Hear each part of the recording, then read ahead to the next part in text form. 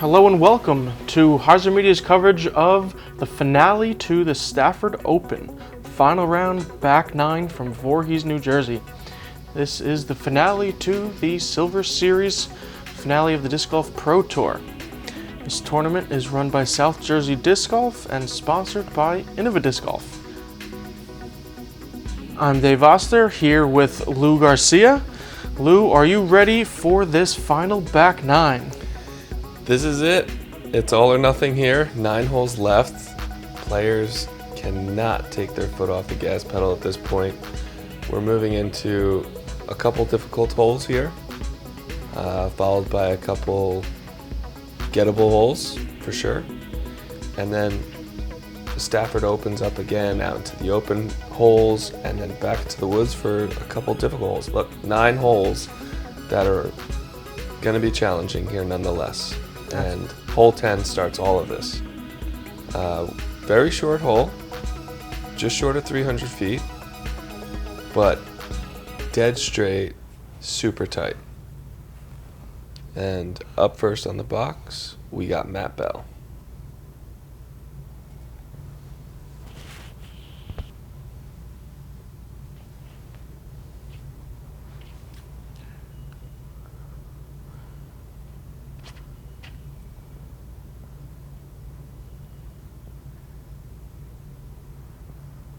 So little wide into the gap there, and 3/4 of the way down the fairway, he just caught a tree high.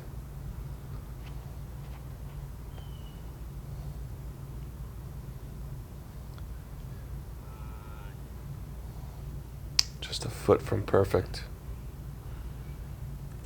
Yeah, and another tree. It's unfortunate with these just short tree kicks that they're just dead stopping. I've seen a few in the past rounds where they get a nice glance and actually redirect towards the basket, but not these first 2 throws.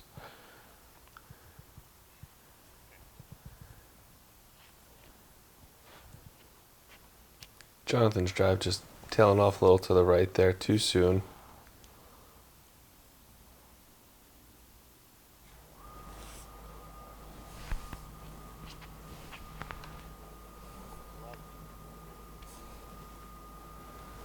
And Luke here in a kick of a tree right as he was in his run-up.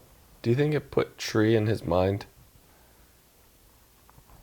Does that happen to you? You hear something in the course and you're in your throw and you start thinking about what that noise was? Absolutely. It's something he heard, or just that the 3 players before him also hit trees. Yeah, that's true too. Being on the back of the box and no one quite had the clean line all the way to the pin.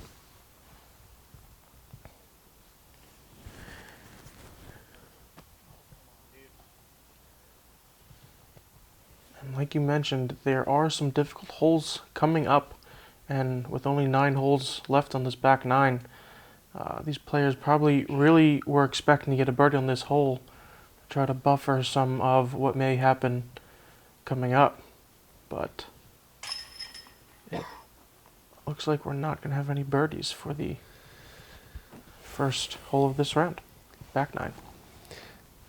And it's that type of hole that there's, because of that tight fairway and just the way the whole topography is around the green, if you even hit late on the fairway and get a little kick, it just obstructs your putt, doesn't make it easy for you. You're not going to find yourself most likely standing there doing your routine putt style. You're going to be dropping to a knee, you're going to be standing out straddle, hopefully not some patent pending putt. That would be worst case scenario, but it can happen here. That's a very tough hole for a short hole. It certainly is. And speaking of tough holes, we move into hole 11, par 5, 775 feet. We start off with a slight uphill shot and a bend to the left. Most players are going to try to make it through here and land right around here to set up for either a backhand turnover or a forehand to try to get up to or clear this little sand hill and then the divot. Obviously this is speaking with perfect shots because most are going to be in the woods before they get there. But if you Right. do manage, you then have a shot up to the green for your birdie. But as I'm sure we'll see, So all 4 players aren't going to be able to do what I just described. we talked about this. We said there's some woods in those woods on this hole, I believe. Yes. And, you know, I couldn't help the drone footage and looking at this. Matt throwing a pretty decent drive, but just going a little long for too long. So I'm really interested. I'd love to see if Nathan just gets up and around this corner clean.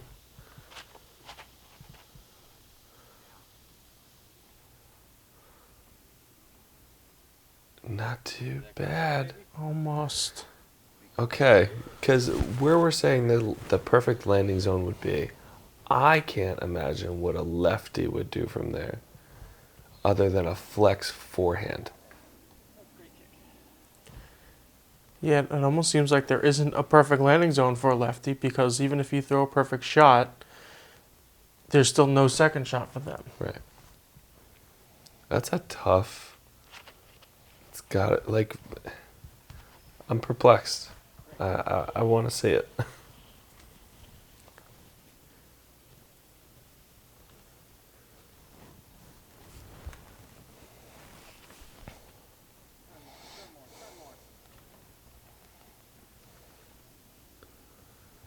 Okay. Caught another tree there. He might be on the fairway's edge there, so.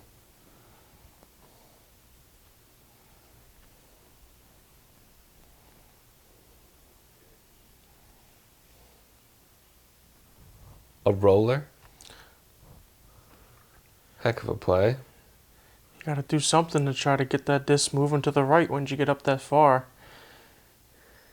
More rollers.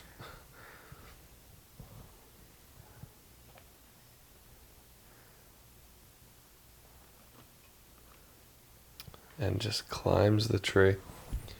And that's a great spot to be there. You know, to be right there at that hill, for Jonathan, that's going to leave him with probably a nice little forehand. And he should have enough room to throw that shot now. Nathan in a very similar spot to Jonathan. And you can see he was just on the right side, not that far off the fairway, but because of how thick the woods are and the shape of his hole, he had no choice but to just pitch up 100 feet. And you know what? That might be like the predominant spot a lefty player might, and like that might be the most common landing zone for a lefty, is to push that right side. Yeah, Nathan's up there.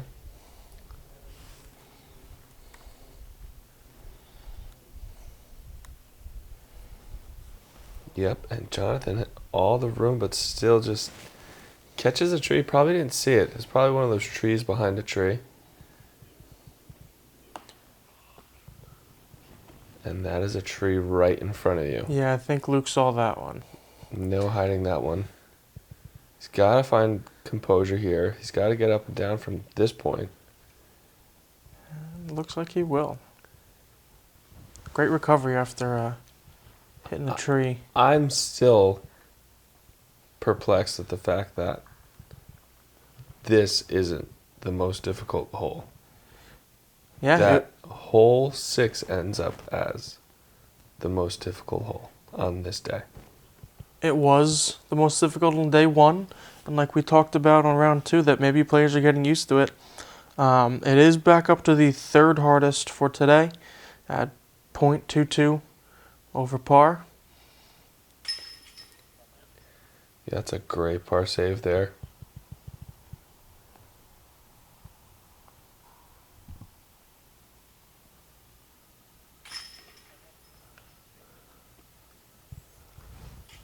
And Nathan just, played that hole perfect. Got his birdie. Yeah, seemingly at a slight disadvantage as a lefty, as we talked about being with the shape of the hole, but only one to birdie this hole, I believe, on this card.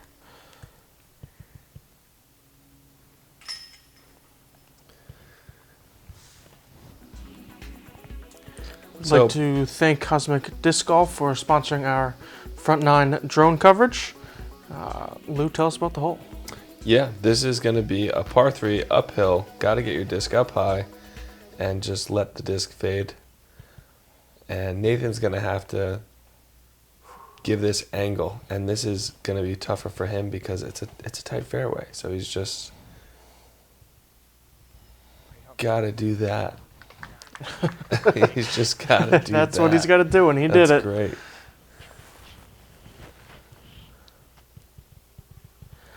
I've played with Nathan at Maple Hill, and the dude just threw great drives.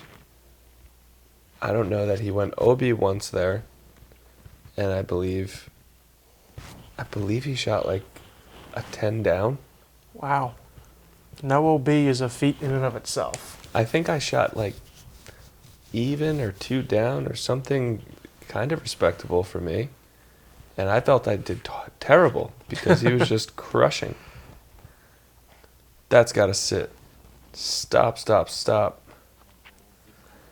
I think that's just got him inside the circle, so Luke's going to have a pretty okay look at that for his birdie.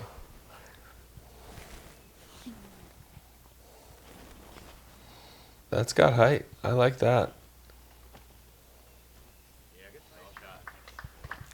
Hits a tree, drops down right next to the basket.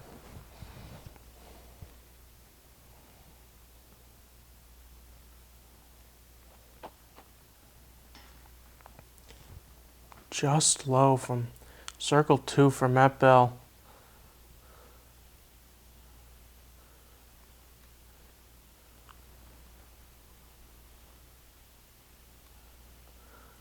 And Luke gets one over the rim for his birdie.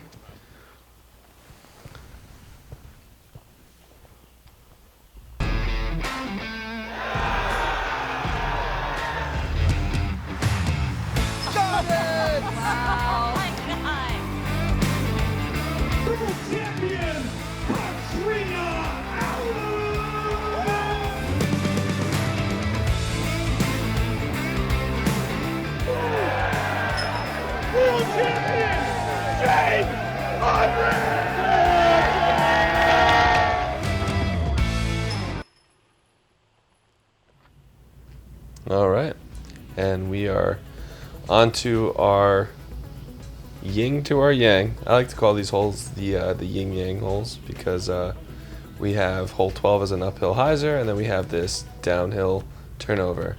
Or for Nathan, we have the downhill hyzer. Yin and yang, either way you look at it. Yeah. So this is gonna be a nice little comfortable putter shot for Nathan. And he's just stomping in there as a standstill little. Needs it to go up. Yeah, I think that's okay. Maybe just enough, yeah. Edge of circle. This type of shot, I can imagine for Nathan, you probably feel like you have to throw it low, because if you throw it level, if you threw 25%, you could still just float well beyond the basket. So to, give yourself this simulated full shot, you just aim lower so it slides up better. Yeah. He just overcompensated maybe a little bit more than he wanted to, but may still work out in his favor. For sure.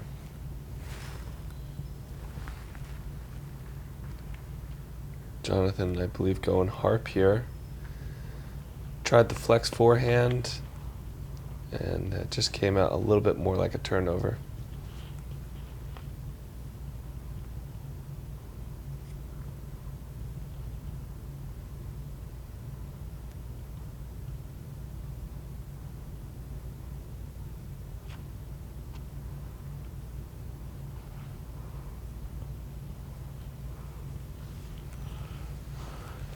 Catching a little something, but winding up in the fairway.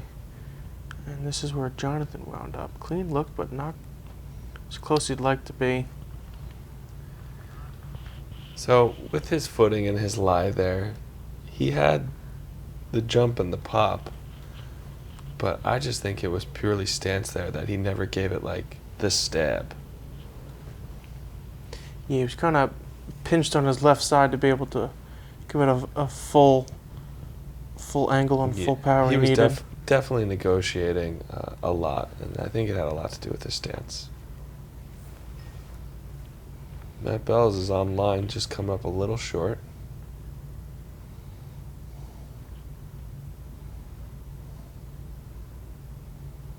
Nathan squeaking one into the back corner for his birdie.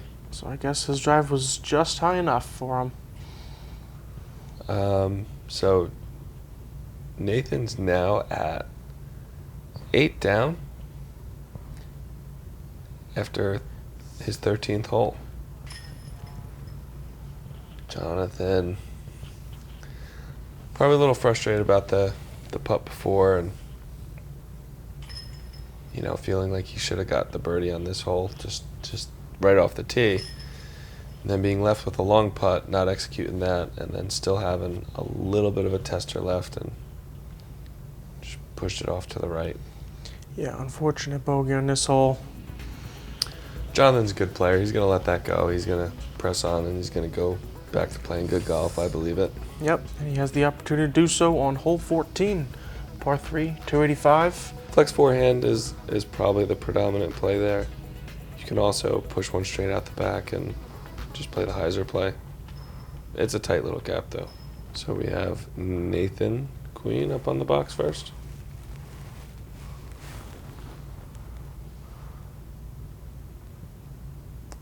Now he's going to be throwing the backhand flex line, which is awesome. That looked perfect.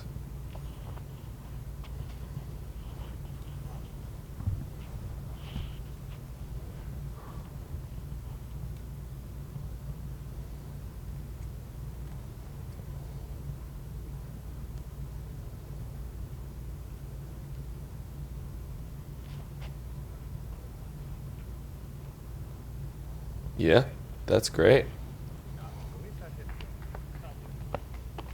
That was clean.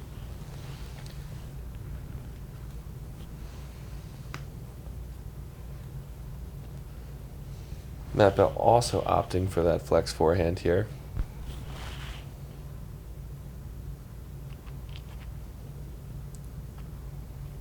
Plays it a little tight to that tree, but slides up there. He's got a long look at a birdie there. Let's see if Jonathan can regroup.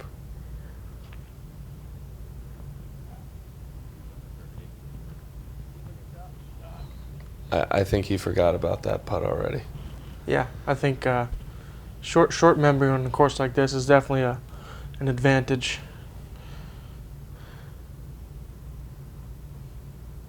Matt here from probably just short of 40, cashing it.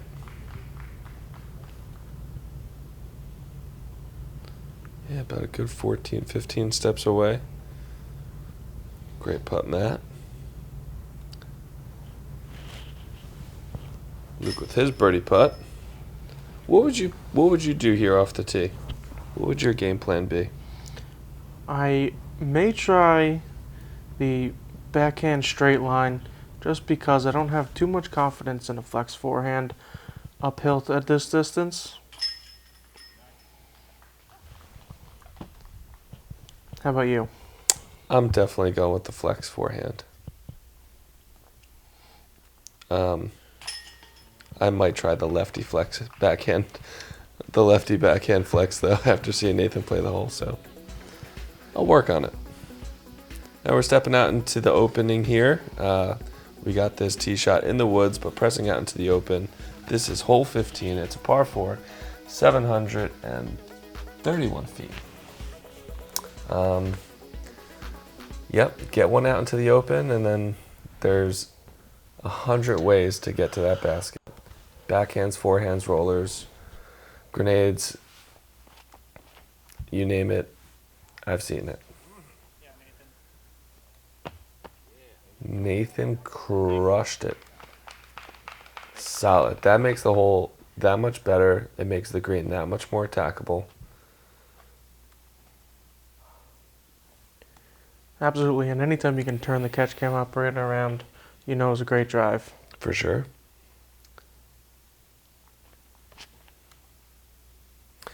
And now we spoke. Oh no.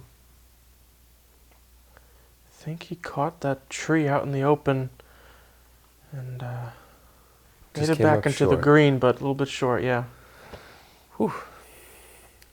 So we were talking earlier in the front nine about things that we hate that go wrong on what feels like a routine shot.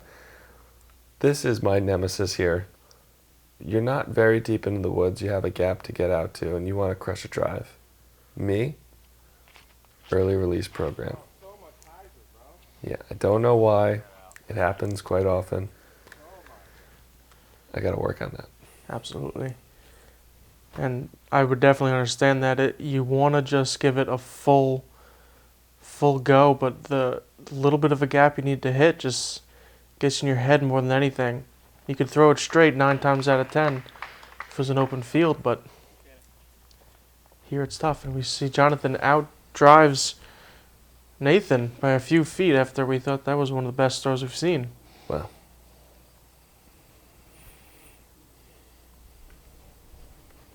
And Matt Bell going with this backhand roller. Go, go, go. Oh, and look at that. It hit the tree and redirected it left just to go straight down the hill. But that disc wanted to keep heading towards the pin. He put it down there perfect.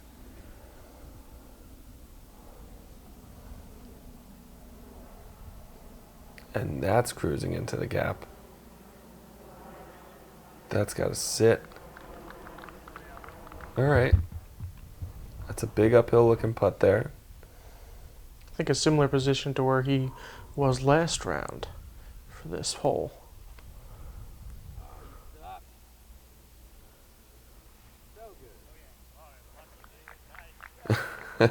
I think he was mad at first, then happy afterwards, and I think that worked out really, really as best as it could have.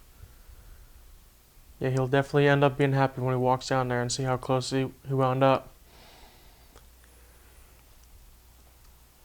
Jonathan going big hyzer.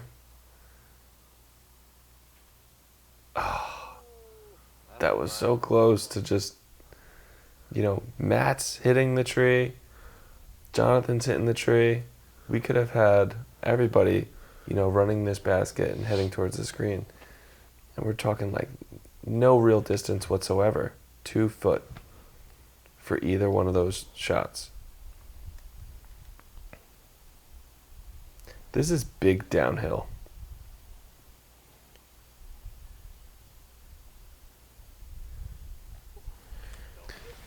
Wasn't a bad poke. Just, that's a really tough one to commit to. Yeah, I think Jonathan had the same exact putt last round. Little high, little left. Yeah. We know these baskets, you gotta smack them dead center in the middle.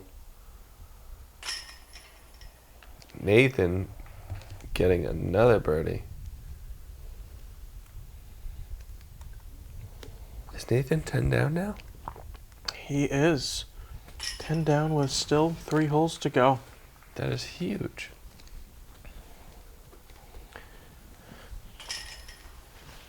And maybe equally impressive, he's still bogey free. Par cleanups for the rest of the gentlemen.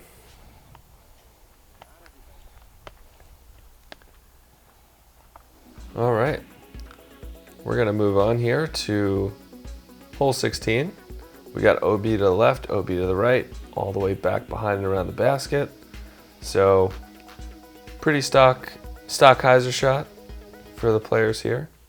And I think the trick comes from, or the tricky thing here is just not going long on the upshot and running into the OB.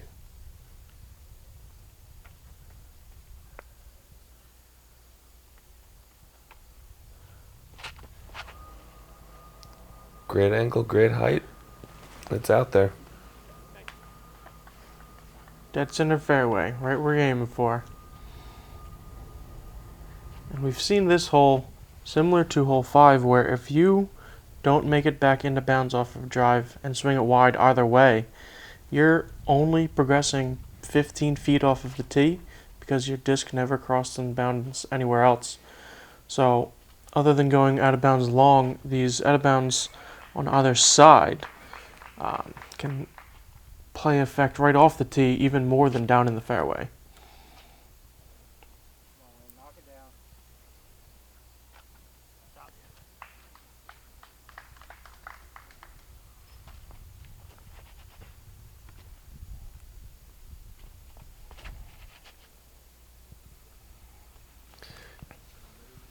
Yep, great shots from all our players.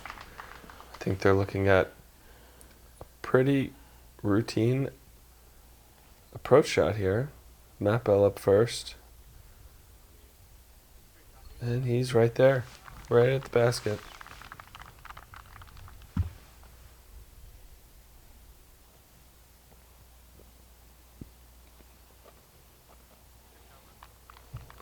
Luke throwing a pretty good shot there as well. We got Jonathan also opting for the forehand here with his harp.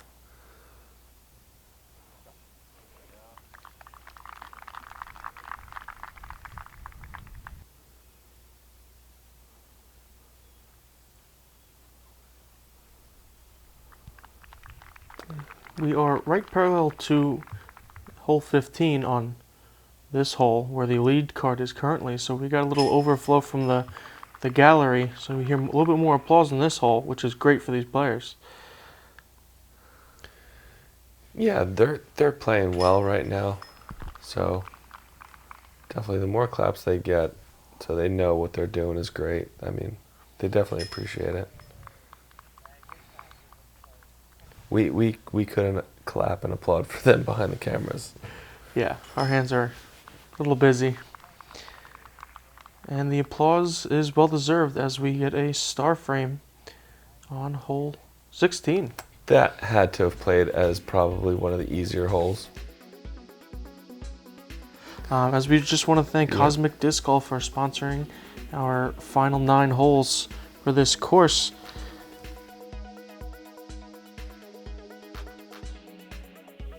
Hole 17, this par 4 here. They've pushed this pin back further, so this hole is definitely tougher. Where they push this pin back to, it seems like, for myself, it seems like a great change. I don't know, there hasn't been any complaints about the property, the courses, or any of the changes, so I'm right there with everybody else where this is another great move. Another great adjustment to this course. Nathan finding early tree there, not negotiating the gap.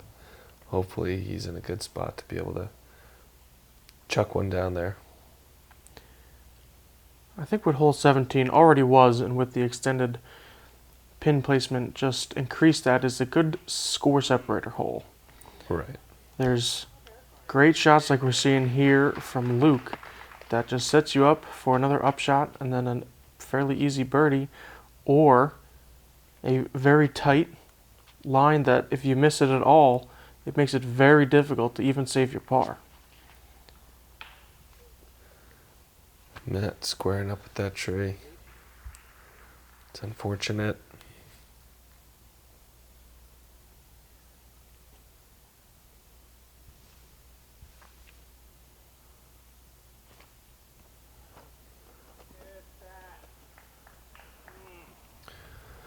Okay, so he hit the gap, his disc was flying, and then somehow Jonathan just found a tree.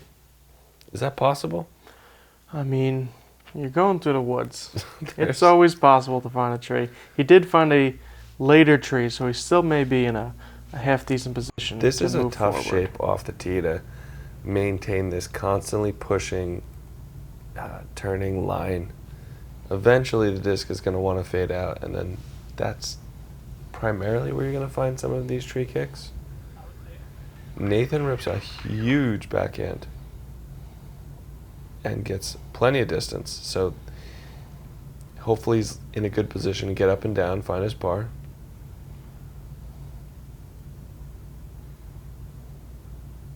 Another roller up shot. That is sweet. Working great for Jonathan. He's got that roller through the woods pretty much dialed.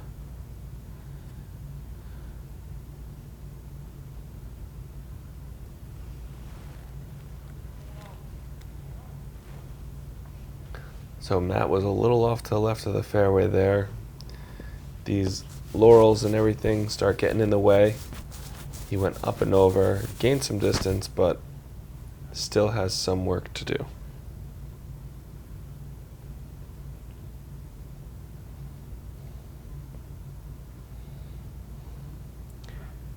Luke and Nathan landing in almost the same exact spots on the green, but just a little bit of an obstructed putt. That is a great shot from Matt Bell. Yeah, no clean look. Had to go hard and hyzer up over those laurels you were talking about, but did it to perfection. Landed on the green, and a great putt by Jonathan. Yeah, solid 45-foot putt. I mean, right dead smack middle of circle 2. And that was for birdie. Yeah.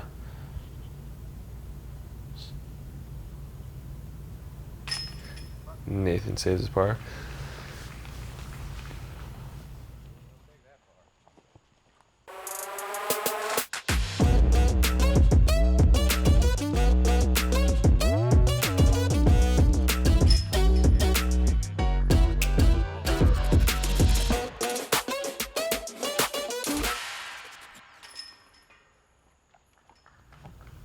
The club does such an amazing job here that in the woods, players have the opportunity to throw rollers here and really push up to the basket and create all these types of shots.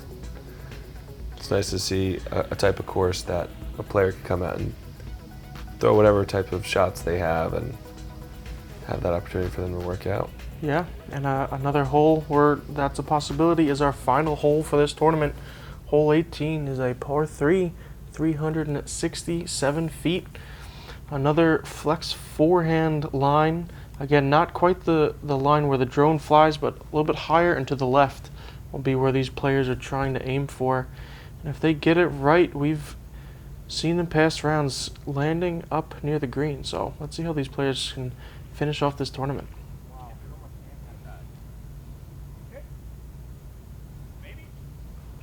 Little inside, but it got down there a great ways.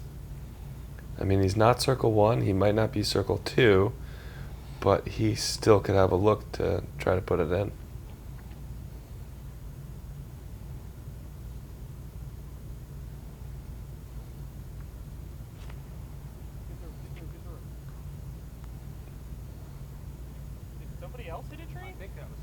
I was gonna say that looked great. I wouldn't know what he would have hit.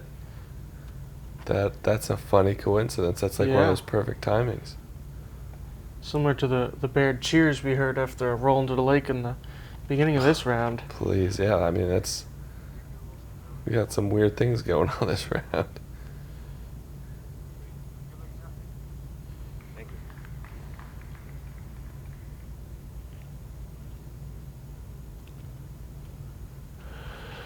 Matt also opting for this flex forehand shot. So far, everybody's going for this. Everybody except for Nathan. Do you think this high line to the left of the main fairway was the intended line for this? Or did it just kind of just developed as people played the course and realized they could go this way as an easier line? So, a couple things. The basket used to be a little shorter here. And I believe that gap opened up slowly, and I could be wrong. I don't know what the intention of this shot for this hole was from inception, but in the earlier days that I've played it, it looks like it's progressively opening up more and more and more.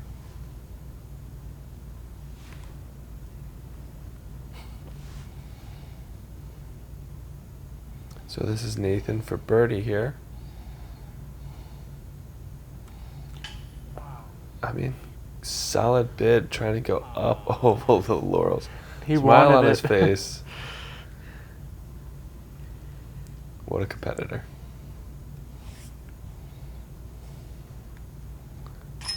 Yep, good finish. Par there for Luke.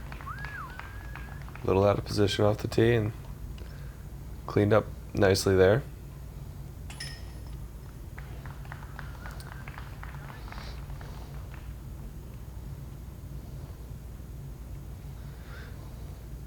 And it seems like everybody's going to tap in for their par here. This has been exciting. I mean, 3 rounds Stafford Woods. We've seen a bunch of players. I think I've seen like a large library of shots here from so many different players. And we just had Nathan Queen shoot this bogey-free 11 down. I mean, that's good enough to jump him up at the end of this all the way to second place, right behind Matty O. It is my late friend Josh Aaron Banky's birthday today. Miss him every day. All these birdies were for him. Thanks, guys. Matty O crushed this course throughout the weekend, shooting a -13 and I believe a set of -12s, so tough to catch him. But Nathan didn't leave much out there. He shot his -11. Matt Bell, I believe, shot his -7. Luke -6, and then Jonathan a -5. So it was fun, and Stafford next year. Probably going to be some more changes, some more additions. They're always doing something new, and I can't wait to see what they do with the property for next year. So. Yeah, super exciting. And what we saw this year, next year's going to be even greater. I hope to be here. I hope you're here with me as well. Hey, I'll see you on the next tee.